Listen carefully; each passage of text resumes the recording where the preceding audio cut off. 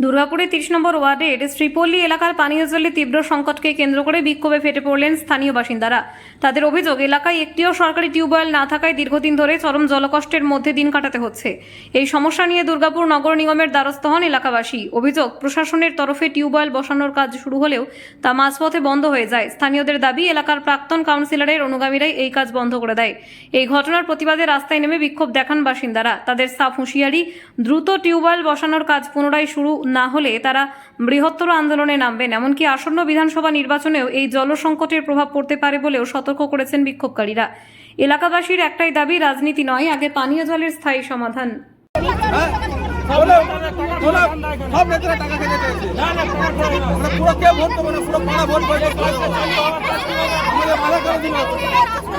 জল পাচ্ছেন? জল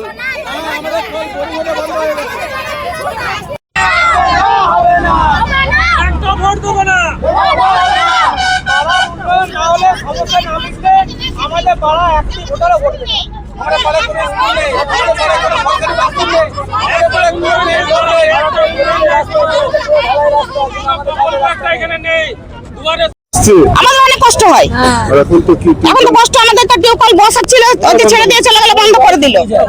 আমাদের অনেক অসুবিধা হয়, জলের কষ্ট হয়।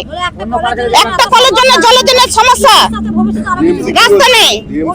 টিএমসি বলছে হবে, সান্ত্বনা দিচ্ছে এখন আমাদেরকে।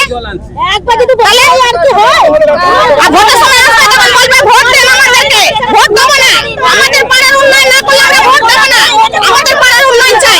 এই যে ছোট ছোট বাচ্চাদের না আছে একটা স্কুল, না আছে একটা কল, না আছে একটা জল, না আছে একটা রাস্তা, না আছে একটা ড্রেন, কিছু নেই আমাদের। আমাদের যদি না করে উন্নয়ন, আমরা 2026-এ ভোট পাবো না। কেউ ভোট দেবে না, কেউ ভোট দেবে না।